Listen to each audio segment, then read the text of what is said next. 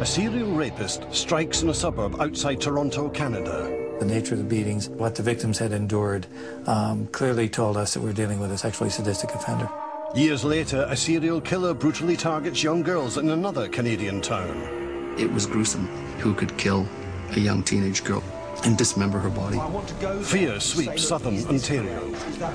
The bloody trail leads police to a pair of unlikely suspects, a young, beautiful married couple. Our battalion has distinguished itself. The idea that these were the bad guys, that they were capable of doing anything so vile, is something that's hard for us to comprehend. She assaulted her sister. It was absolutely mind-boggling. It's the most sensational and probably one of the most sinister cases in Canadian history.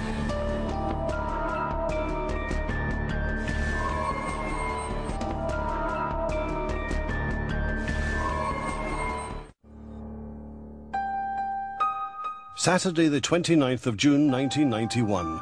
At a quiet recreational area near the town of St. Catharines in Ontario, Canada, some fishermen made a horrifying discovery. At one end of Lake Gibson, they noticed several concrete blocks partially submerged in the water. They took a closer look and were shocked to find what appeared to be pieces of human flesh protruding from the cracks. Niagara Regional Police searched the murky waters for more evidence. They found a total of 8 concrete blocks, each contained body parts. We believe the party to be a female, young female. It could be between 14 to 24 years of age. The victim was identified as 14-year-old Leslie Mahaffey from the nearby town of Burlington. She'd been missing for 2 weeks. The same day her body was found, a young couple exchanged wedding vows 16 miles away in the quaint town of Niagara-on-the-Lake. Their fairy tale wedding was complete with a horse-drawn carriage. At face value, it was a beautiful wedding, but if you talk to the friends and the relatives, everybody knew that it was just a big charade. 21-year-old Carla Homolka and 26-year-old Paul Bernardo appeared to be the perfect couple, but friends and family suspected Paul had been unfaithful. What they didn't know was far worse.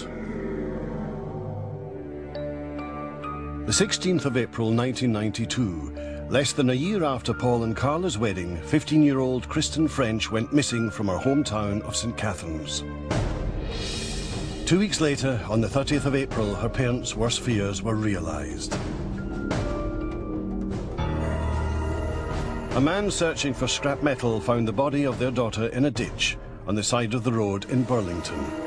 Kristen had been sexually assaulted, beaten and strangled. Her body was dumped less than a quarter of a mile from the cemetery where Leslie Mahaffey had been buried a year earlier. The police consulted FBI profiler Greg McCreary. They suspected there could be a connection between the two murders. Those crimes are very unusual, to abduct and murder young women. And there was a sort of a polarization here. One was abducted in Burlington and the body was in St. Catharines. The other was abducted in St. Catharines and the body was found in Burlington. It sort of connected the crimes geographically at that point. The location of the bodies and the viciousness of the attacks led police to suspect this was the work of an experienced killer. This was no kid that was just starting a criminal career. This is somebody who had developed a degree of criminal sophistication over the years. The police also believed that the culprit might have an accomplice after eyewitnesses reported seeing the victim talking to 2 people just before she disappeared. Say, look, is this correct? Is that what no one could imagine is that the police would eventually link the crimes to these young, good-looking newlyweds. Our battalion has distinguished itself, but only 120 men are left. They were attractive looking, they were intelligent, they were in love. The idea that these were the bad guys, that they were capable of doing anything so vile, is something that's hard for us to comprehend.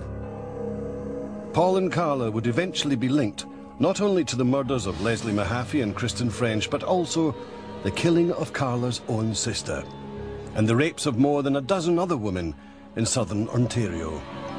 Their story would generate headlines around the world about the systematic failure of the police to catch them and the couple's intense obsession with each other. When Carla Homolka first met Paul Bernardo, she was a 17-year-old high school student working part-time in a pet shop. Paul was 23, training to be an accountant, and would soon graduate from the University of Toronto. Say, look, is this correct? Is that the right place? The 17th of October, 1987.